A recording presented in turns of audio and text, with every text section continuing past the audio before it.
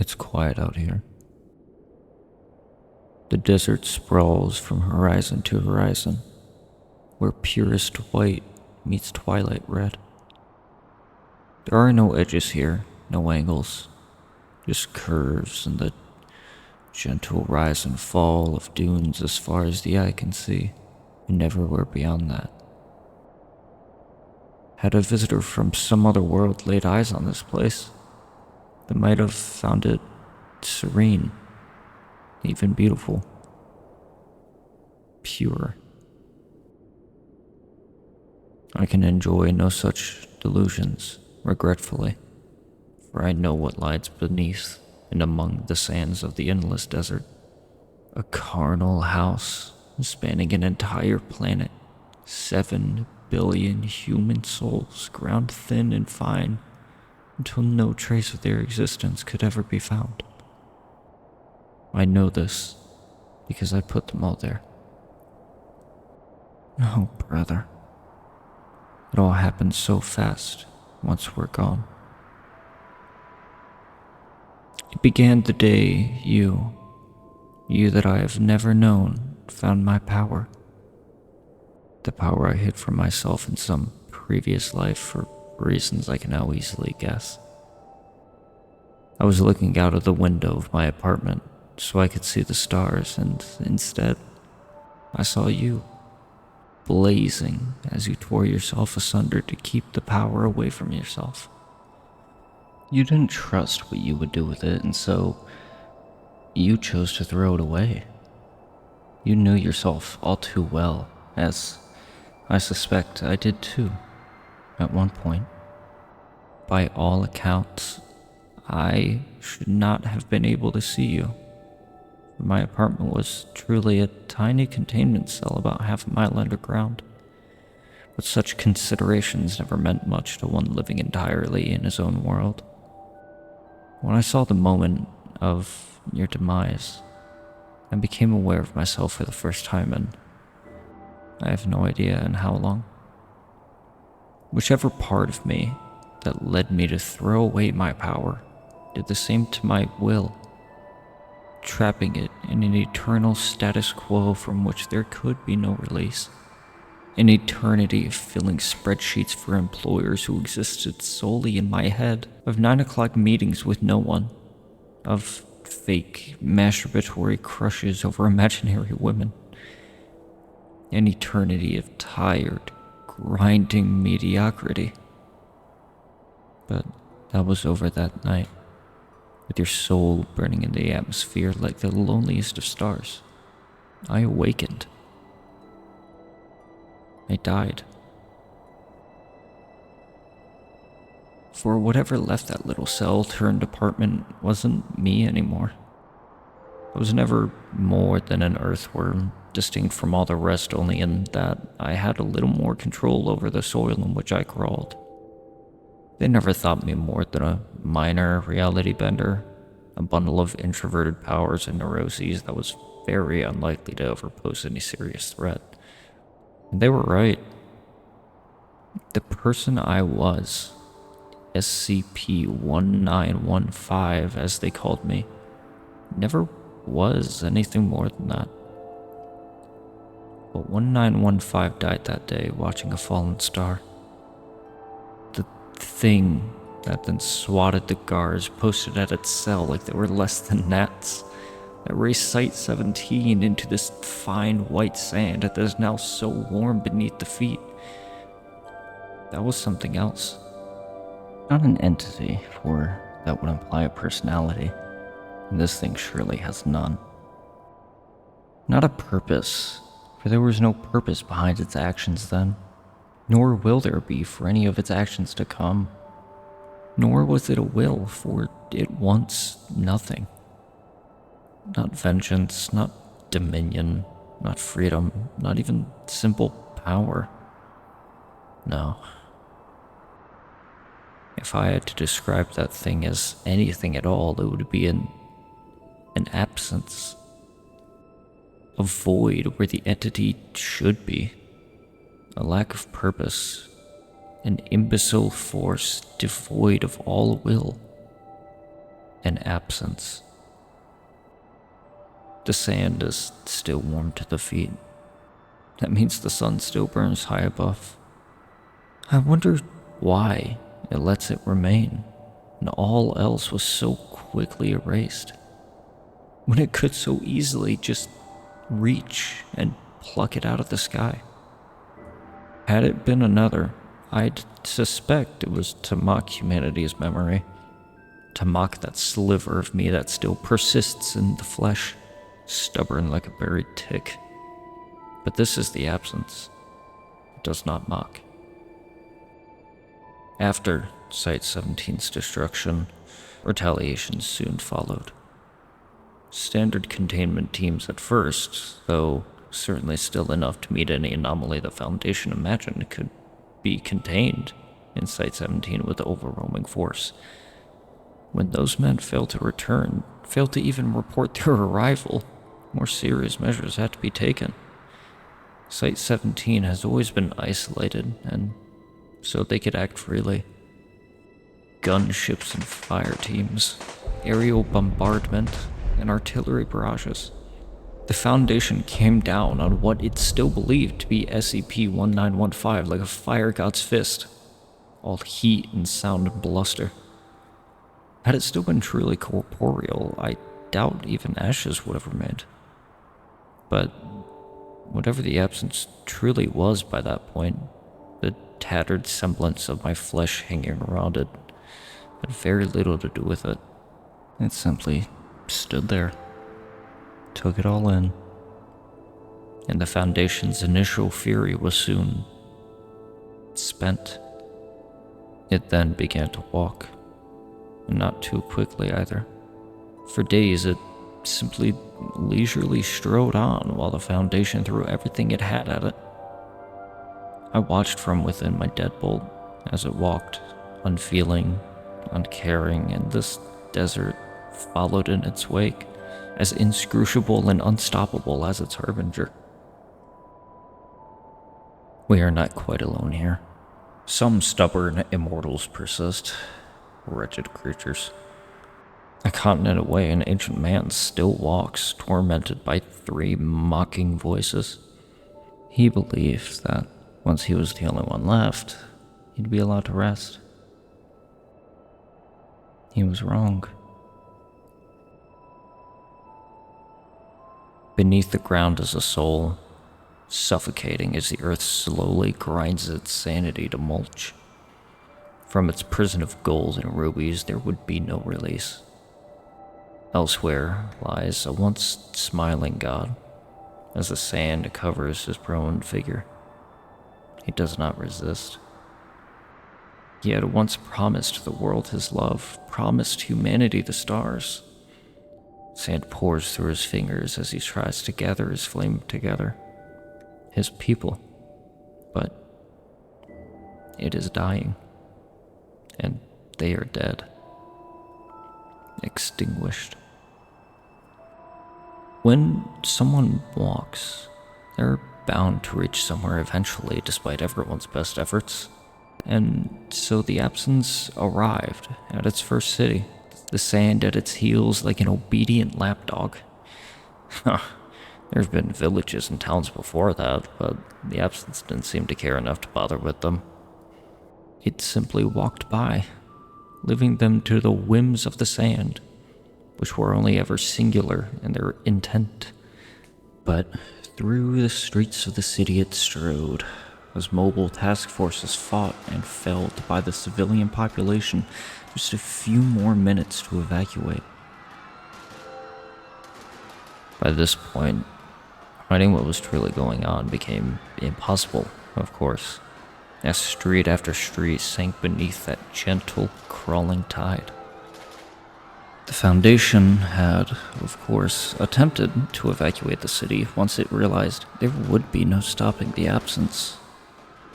But if I've learned anything in my eons as a corporate peon, is that organizing an operation of that magnitude is something that takes a lot more time than the Foundation had.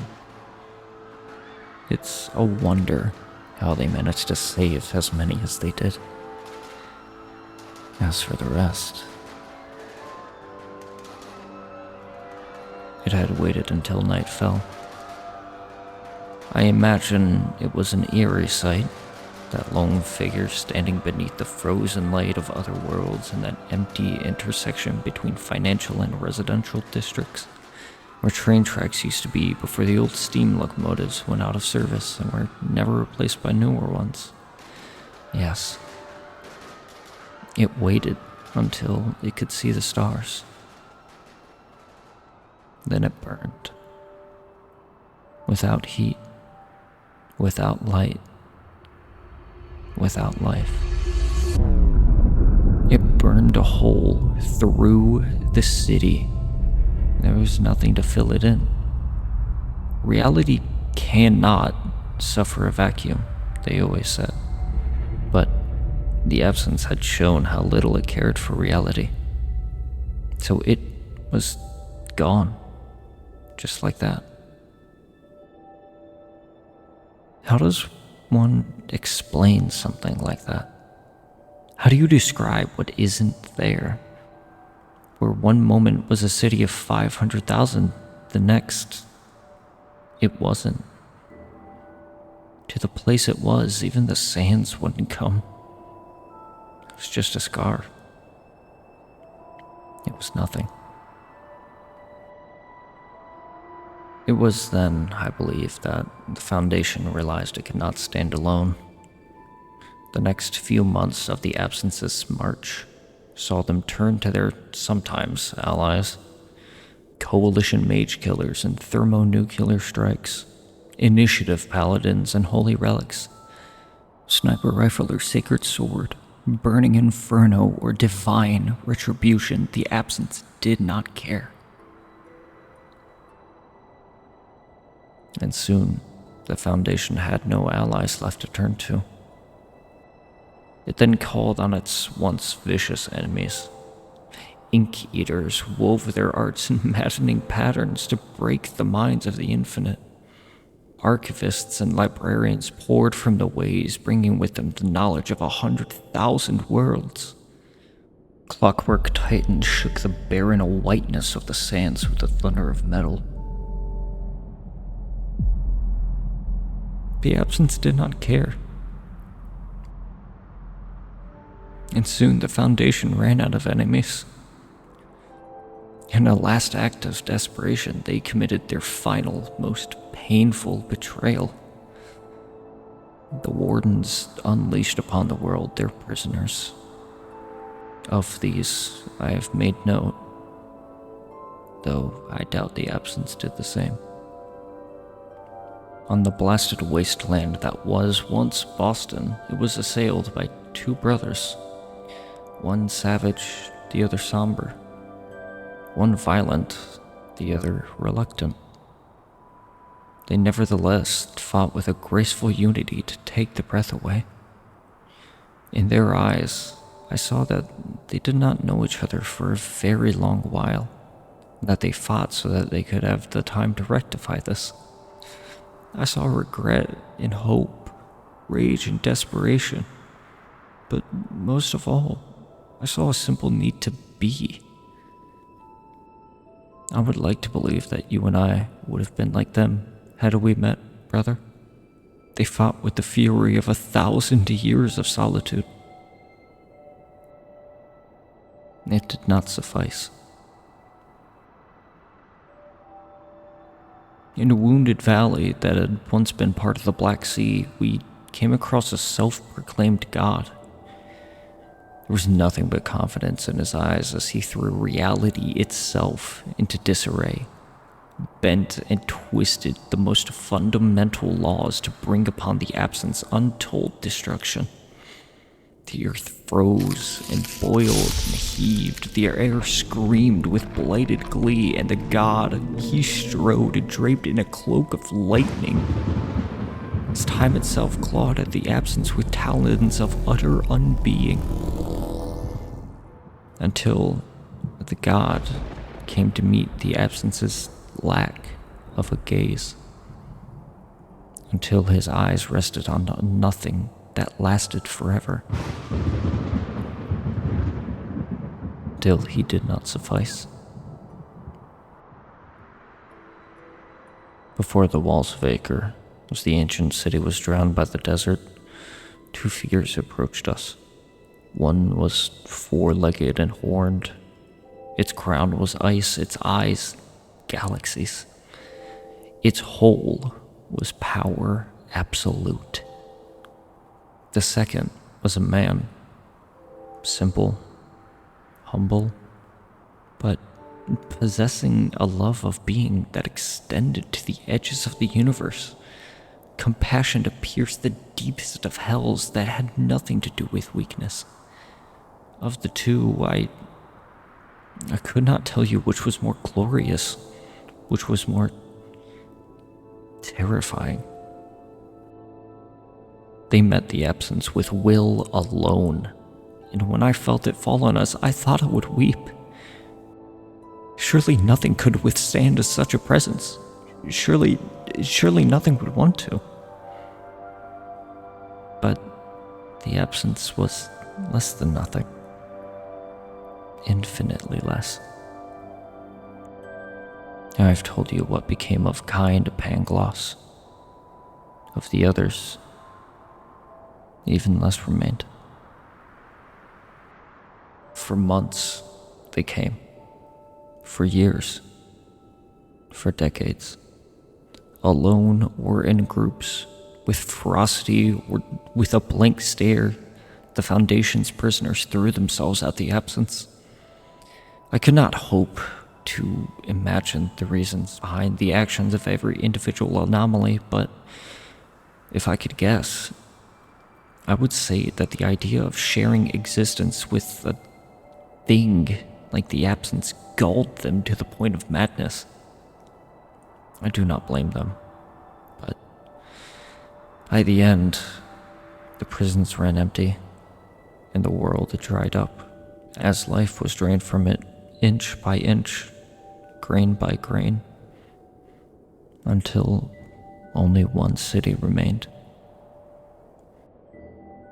I do not know by which power I was allowed to send my senses ahead of us, as the absence marched towards that tottering bastion which held in its quivering embrace the very last of humanity. As the sands around us buried the last of the trees that will ever grow in this land, I felt each tiny mote of life in that sad place, like the flame of a cheap candle moments before the typhoon. In these moments, as twilight danced in lurid reds and oranges on ivory, I sensed them all. For you, brother, I witnessed. In a low, narrow room, a woman sat hunched at the foot of her even narrower bunk and couldn't bring herself to pray. She had lost her mother when she was but a babe, and though she was no longer young, her features still displayed to all the violence of that incident. Her mother stood before the ear of children and did not budge, and when they both fell down, she sang still the praise of her Lord. She lost her father in the first days of the war against the absence, as the paladins marched with holy fervor in their eyes. Her father had always been a believer, had always been a solid presence in her life, an anchor immovable by anything but regret. He had promised her he would be back. He did not mean to lie. But his God had forsaken him when it counted most, forsaken all of them.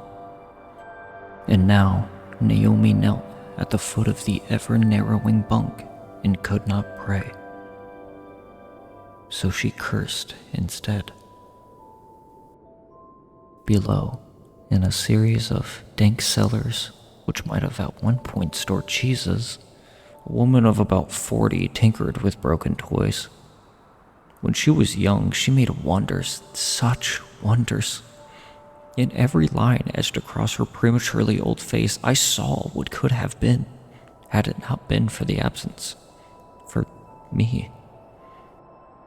In the dim light and the soft noise of rotting wood crumbling beneath calloused fingers, I saw the death of potential, the death of all possibility.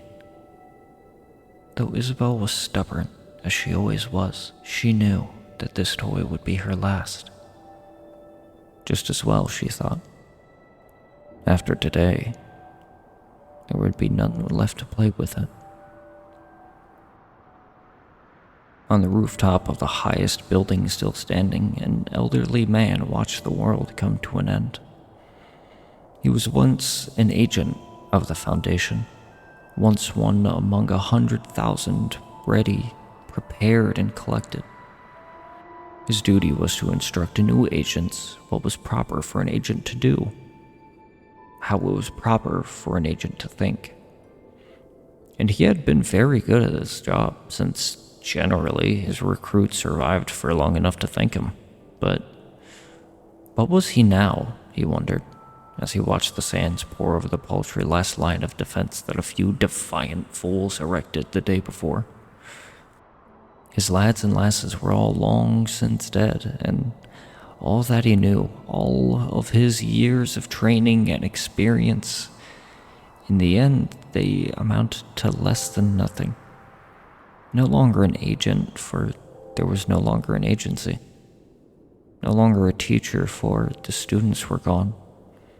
No longer a man, since, well, it would not do to repeat that, now would it? No longer anything. And that was the cruelest joke. It no longer mattered if the absence arrived, he thought.